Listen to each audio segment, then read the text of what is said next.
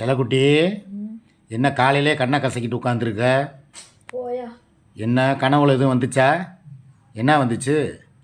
எனக்கு பொம்பளை பிள்ளை பிறக்கிற மாதிரி வந்துச்சு. பொம்பளை பிள்ளையா? என்ன திடீர்னு பொம்பளை பிள்ளை மேல ஆசை? இருக்கு தெரியுமா? ஓ, அந்த வணக்கம் உங்கள் சீலா வீடியோவை பார்த்துக்கிட்டு இருந்தியே, நெல்லை சங்கர் உட்காந்துக்கிட்டு பிள்ளை பிறந்துருச்சு பொம்பளை பிள்ளைன்னு சொல்லிக்கிட்டு இருந்தாரு, அதை பார்த்துட்டு தான் கூப்பிடுறியா? நினைச்சுக்கிட்டே படுத்திருந்தவ நம்ம அவங்களையே நீ சொல்ற. நம்ம 2 பேருக்கு ஒரு கனவு வந்துச்சு. என்ன? அந்த பிள்ளைய பார்த்துட்டே படுத்திருந்தனா, எல்லாம் பொம்பளை பிள்ளைன்னு சொல்லி போட்டாங்க. சரி, நானும் அப்படியே படுத்து தூங்கிட்டேன். கனவுல வந்து பார்த்தா சிக்குபாய் நல்லா அழகா கொள்ளுன்னு 3.5 கிலோல ஒரு பொம்பளை பிள்ளை.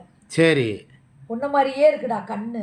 பரவாயில்லையே. உன்ன மாதிரியே அடர்த்தி முடி, முடி அடர்த்தி, எனக்கு முடி அடர்த்தி. சரி, கலர் வந்து நல்ல செவச்சவன்னு இருக்குது. அப்படியா? சரி, நான் ஒரு ஐடியா பண்ணிருக்கேன். நினைச்சுக்கிட்டே இருக்கிறனால சுமி மாதிரி பிறந்துருச்சோ? நினைச்சுக்கிட்டு இருக்கனால சுமி கலரு. மாசமா இருக்கிறவங்க ஒருத்தவங்களை வந்து நினைச்சு அது சண்டை ஓடுறதுக்கோ இல்ல நல்ல பாசமாவோ சரி நினைச்சுக்கிட்டே இருந்தா அவங்கள மாதிரியே பிள்ளை பிறக்குமா? அப்ப ஏத்த வீட்டுக்காரனே நினைச்சுக்கிட்டு தான் ஏத்த வீட்டுக்கார மாதிரியே பிறக்குமா? ஐயோ சொல்லுவாங்க அந்த காலத்துல. சரி, அதனால என்ன சொல்றேன்னா, ஒருவேளை இவ்வளவு அப்படியே மைண்டுக்குள்ள ஏத்திக்கிட்டே இருக்கிறதுனால அந்த மாதிரி பிறந்துருச்சு போல இருக்கு. சரி, நல்லா கலரா இருந்துச்சு. சரி, அப்புறம் வந்து பாத்தீங்கன்னா நல்லா கொழுன்னு இருந்துச்சு. சரி, அப்புறம் வந்து பாத்தீங்கன்னா நல்லா சூப்பரா இருக்குப்பா. அது நான் ஒரு வீடியோ அனுப்புறேன் தெரியுமா, டிக்டாக் இருக்கும்போது உனக்கு. ஆமா ஆமா, அது என்ன பாட்டுப்பா சொல்லு. யாரோடு நீ சென்று வாழ்ந்தாலும் ஆள் போல வேல் போல நீ வாழ்க அன்பே அன்பே. அதுல வந்து அந்த பாட்டுக்கு வந்து ஆமா எத்தனை நம்ம அழுதுருக்கோம் அந்த வீடியோ பார்த்து. ஆமா, நம்மளுக்கு உனக்கு எனக்கு பிள்ளை பிறந்தா அப்படித்தான் இருக்குன்னு சொல்லி நீ எனக்கு அனுப்பி வைப்ப. அந்த குழந்தை வளர்ந்துரும். அது சிங்கப்பூர்ல இருக்கும்போது அனுப்புனது. ஆமா, சிங்கப்பூர் பேச சொல்றப்ப நல்லா உனக்கு குத்தணும் டிக்டாக் இருக்கும் போது அனுப்புறதுன்னு சொல்லு. சரி, நேற்று லைவ்லயே நீ சொல்றது நான் காதுல கேட்டேன். என்னாண்டு? அடிக்கடி அவளை அப்படிதான் குத்துவே, எதுவும் கண்டுவிட்டு போட்டு கொடுத்துறாதீங்க நீ சொன்னிய. அது சைடு குத்து. இப்போ என்ன சைடு குத்து? ஏன் மெயினா தான் குத்தே? இல்ல அது அப்பப்ப மெயினா குத்துன கடப்பா இருக்காத நினைச்சுக்க, உள்ள தள்ளி விட்டுருவேன். நீ ஆளு பாக்குறதுக்கு ஜிம் பாடி மாதிரி இருக்க. இந்த உடம்ப வச்சு நீ அடிச்சனா என் பாடி தாங்குமா? நான் எலச்சு தூணா துரும்பாய் போய் கிடக்கு. எவன் சொன்னது? என் தங்கச்சியை பூரா கவலைப்படுறாங்க. வந்தப்ப ஜெயிலுக்குள்ள இருந்து வந்தப்ப 48 கிலோ இருந்த, இன்னைக்கு பார்த்தா 72 கிலோ இருக்க. 48 62 கிலோ இருந்தேன். 62? ஆமா, 48 நான் தான் இருந்தேனோ. 40ங்கிறது ஒண்ணு. ஆமா, நான் 48 இருந்தேன். உடம்பு சரியில்லாம இருந்தேன்ல அப்ப. தும்முன்னு இருந்தேன்.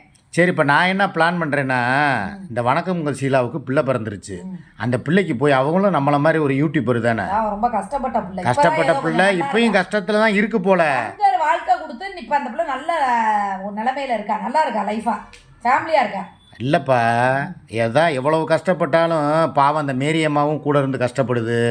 அவங்களும் அந்த வீடை பற்றிய ஒரு வருத்தமான விஷயம் என்ன தெரியுமா, இதுல சம்பாதிக்கிறாங்களா மேரிமாவுக்கு சேனல் இருக்குல்ல. ஆமா, மேரிமா சம்பாதிக்கிறதுக்கு அழகா அந்த வீட்டை ஒரு 2 லட்சம் 3 லட்சம் போட்டாலே அந்த வீடு அழகா ஒரு சீட்டு போட்டு சூப்பரா நீட்டா கட்டிடலாம். இல்ல ஒரு 5 லட்சம் ரூபா போட்டா கூட, லோன் போட்டா கூட.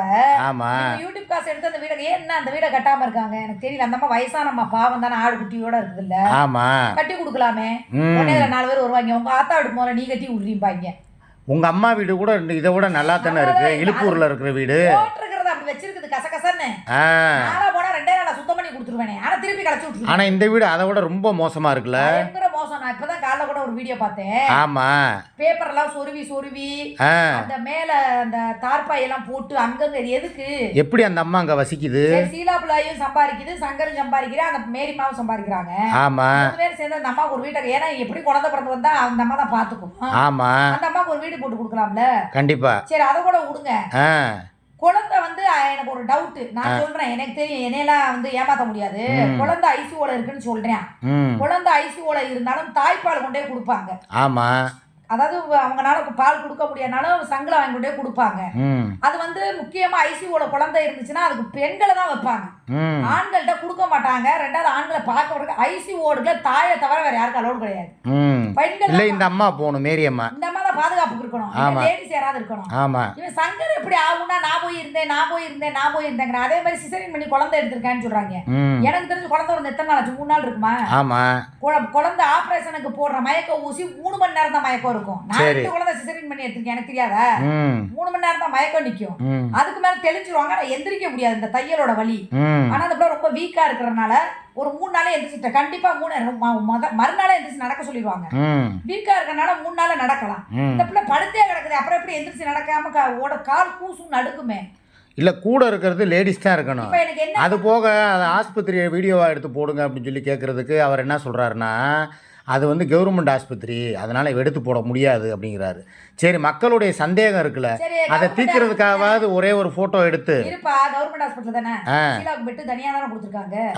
ஏன் சீலா உட்காந்த மாதிரி குழந்தைய எப்படி பால் கொடுக்குறதுக்கோ இல்லை தாயிட்ட கொண்டு வந்து அப்பப்போ காட்டுவாங்க. ஆமாம், அதாவது குழந்தைய காட்டுங்க மேடம்னா கொண்டு வருவாங்க. இல்லைன்னா தாயை கூட்டிட்டு போய் குழந்தைங்க வாட்டில் விட்டுருவாங்க. அந்த குழந்தைக்கு பால் கொடுக்குறதுக்காக தாயை கொண்டு போய் அந்த ஐசியோட வச்சு இது பண்ணுவாங்க. ஆனா இதை எதையுமே காட்ட மாட்டேங்கிறாங்க. அங்கும் போது உண்மையாவே குழந்தை இதுக்கு வந்து இல்லை, உண்மையாக குழந்தை பிறந்துருச்சா இல்லையாங்கிறதுக்கு வந்து தீர்வு யார் சொல்லணும்னா அவர் தான் சொல்லணும், சங்கர் தான் சொல்லணும். ஏன்னா அவர் தான் வந்து கூட இருந்து எல்லாமே வந்து போய் பார்த்துட்டு வரேங்கிறாரு. மக்களுடைய சந்தேகம் அது. இது வந்து நம்மளுக்கு ஏற்பட்டதில்லை. நம்ம யதார்த்தமாக போய் அவங்க வீடியோவை பார்த்த இடத்துல அவர் இந்த மாதிரி குழந்தை பிறந்திருக்கு, ஐசியூவில் இருக்குது, மேரியம்மா போய் பார்க்க விட மாட்டேங்கிறாங்க, மேரியம்மா அழுகுது அப்படிங்கிறாரு. இவர் தான் போய் பார்த்துட்டு வந்து ரிசல்ட் சொல்கிறாரு. என்ன கேக்குறாங்க தெரியுமா, சங்கர் வந்து பொய் சொல்றாரா? ஏன்னா குழந்தை வந்து, ஏன்னா எல்லாருமே குழந்தை பெற்றவங்க தான், பெண்கள் எல்லாருமே கண்டிப்பா குழந்தை இருக்கும். ரெண்டாவது நம்ம காரமடையை சுத்தி இருக்கிற ஹாஸ்பிட்டல் கவர்மெண்ட் ஆஸ்பத்திரி எதுன்னு அவங்களுக்கும் தெரியும். அப்படிங்கும் போது குழந்தையோட தாயை ஒரு போட்டோ எடுத்து குழந்தை முகத்தை மறைச்சிட்டு ஃபுல்லா மறைச்சிட்டு கூட ஒரு போட்டோ போட்டா யாரும் இந்த கேள்வி கேட்க மாட்டாங்க. இப்ப என்ன குழம்புறாங்கன்னா, குழந்தை இருக்கா இல்ல இதை நீ கண்டென்ட் ஆக்குறியா? ஆனா கண்டென்ட் ஆச்சுன்னா இதோட விளைவுகள் வந்து ரொம்ப பெருசா இருக்கும். கண்டிப்பா மக்கள் விட மாட்டாங்க. ஏன்னா எல்லாருமே போய் கோயிலுக்கு சாமிக்கு நேர்ந்துக்கிட்டேன், சீலா நல்லபடியா இருக்கணும். ஏன்னா பாவம் அந்த பிள்ளை ரொம்ப ஒரு அப்ராணி பிள்ளை. நானும் நடிச்சிருக்கேன், அந்த பிள்ளை கூட ஷார்ட் பிலிம் நடிச்சிருக்கேன், நிறைய பார்த்துருக்கோம், பழகி இருக்கோம். அப்படிங்கும் போது டிக்டாக்ல இருந்தே நமக்கு தெரியும். சங்கர் கூட இப்பதான் அந்த பிள்ளைக்கு தெரியும். டிக்டாக்ல நமக்கு தான் ஃபர்ஸ்ட். சரி, ஒரு 2 நாள் பார்ப்போம். இல்லாட்டா நீயும் நானும் கூட போய் அந்த குழந்தைக்கு ஏதாவது ஒரு செயினோ இல்லை ஏதோ ஒரு மோதிரமோ இல்லை ஏதோ ஒரு சின்னதா அவங்களுக்கு ட்ரெஸ்ஸு, ஒரு செட் ட்ரெஸ்ஸை கூட வாங்கி கொடுக்கலாம். ட்ரெஸ்ஸுப்பா, போகாம அந்த பேபி கிட்ஸ் இருக்கும் தெரியுமா, வாங்கி கொடுப்போம். அந்த பேம்பர்ஸு, அப்புறம் அது படுக்கிறதுக்கு ஒரு சின்ன பெட்டு மாதிரி, நான் அந்த சின்ன குழந்தைகளுக்கு போடுவாங்கள்ல ஒரு சின்ன மினி ட்ரெஸ்ஸு, அது, அப்புறம் இந்த வேறு ஏதாவது அவங்களுக்கு தேவையான பொருள், குழந்தைக்கு தேவையான பொருளை பூரா வாங்கிட்டு போய் பார்த்துட்டு வருவோமா? நம்மகிட்ட தான் கார் இருக்குல்ல, காரமடை எவ்வளோ தூரம் இருக்கு? நம்ம கோயம்புத்தூர் அடுத்து காரமடை தானே. அப்படியா? இதை இந்த வாட்டி நீ சொல்லிடுறேன், அப்படியே கூட்டி போய் அப்படியே பூந்திங்கன்னா ஒரு மணி நேரம் கூட ஆகாது. அப்போ பிள்ளை பிறக்கல இல்லப்பா, இப்போதானப்பா பிள்ளை பிறந்திருக்கு. நம்ம போயிட்டு வந்தப்போ வந்து அந்த பிள்ளை கர்ப்பமாக தான், அப்போ நிறைய மாத கர்ப்பிணி. இப்போ தான் அந்த பிள்ளை குழந்தை பிறந்து டெலிவரி ஆகிருக்கு. அப்படிங்கும்போது நம்ம 2 பேர் போய் பார்த்துட்டு வந்து மக்களுடைய சந்தேகத்தை நம்மளே தீர்த்துருவோம். இது எனக்கு உடன்பாடு, உனக்கு உடன்பாடா? கண்டிப்பா போவோம். காரமடைக்கு போகிறோம், காரில் போகிறோம், பிள்ளைய பார்க்குறோம், கிட்ஸ் வாங்கிட்டு வந்து கொடுத்துட்டு, இல்லையா அது எந்த ஆஸ்பத்திரியில் இருக்குன்னு சொல்லி. நான் என்ன சொல்கிறேன்னா, நிறைய மக்களோட சந்தேகம் வந்து இருக்கா இல்லையா கண்டென்ட்டா அப்படிங்கிறது குழம்புறாங்க. யாருமே அதை பற்றி கவலையே நீங்கள் பட வேண்டாம். நானே அதை தீர்த்து வைக்கிறேன். அது உண்மையா பொய்யா இல்லை என்ன பண்ணுறாங்கங்கிறத நான் சொல்கிறேன். ஏன்னா எவ்வளோ பெரிய ஹாஸ்பிட்டலாக இருந்தாலும் நான் போவேன், நான் சொல்லிட்டு நான் போகிறேன். சரியா? போயிட்டு அது என்னங்கிற டீட்டெயிலாக நான் மக்களுக்கு வந்து விளக்கமாக சொல்லிடுறேன். ஏன்னா எப்படி இந்த குந்தாடி போகிறப்ப அக்கா என்னென்னமோ சொல்கிறாங்க, இது என்னக்கா உண்மைன்னு சொல்லி நம்மளை கேட்குறாங்க. ஏன்னா நம்ம வந்து யூடியூபர்லேயே வந்து ஒரு சீனியர் யூடியூபர் நம்மலாம். அப்படிங்கும்போது எது உண்மை பொய்ங்கிறத யாரை நம்புறாங்களோ என்னைய நம்புவாங்க மக்கள். என்ன பண்ணாலும் சரி, சூர்யா உண்மையை பேசுவாங்க, நானே போகிறேன், என்னங்கிற டீட்டெயிலாக கண்டிப்பாக நான் கண்டுபிடிச்சு நான் சொல்கிறேன். சரியா? ஆனால் பொய்யா இருக்கும் பட்சத்தில் நானே இறங்குவேன் உள்ள. அதெல்லாம் வேணாம், உண்மையிலே நம்ம நல்லதே நினைப்போம். மக்களை வந்து ஏங்குறாங்க, இது உண்மையா மக்கள்கிட்ட ஒரே ஒரு வார்த்தை அதை கிளியர் பண்ணிட்டா பிரச்சனை இல்லை. ஒரே ஒரு போட்டோ, ஆமா, குழந்தைய மறைச்சிருங்க, குழந்தைய மறைச்சுட்டு அவ மடியில இருக்க மாதிரி அந்த குழந்தை மூஞ்சிய மறைச்சிட்டு போட்டீங்கன்னா யாருமே கேட்க போறது கிடையாது. இது இப்ப குழப்பத்திலே போகுது. என்ன ஐசுவோங்க, ஏற்கனவே இப்படிதான மாசமா இருந்து கிளஞ்சு போச்சு. அதுக்கே மக்கள் ரொம்ப வருத்தப்பட்டாங்க, பாவமே இந்த பிள்ளைக்கு இப்படி ஆகி போச்சு. அதை வந்து கண்டென்ட் மாதிரி கொண்டு போயிட்டாங்க. திருப்பி எப்படிங்கும் போது இதையும் கண்டென்ட்டா அப்படிங்கிற மாதிரி போறதுனால நம்ம தான் அந்த சந்தேகத்தை தீர்க்கணும்.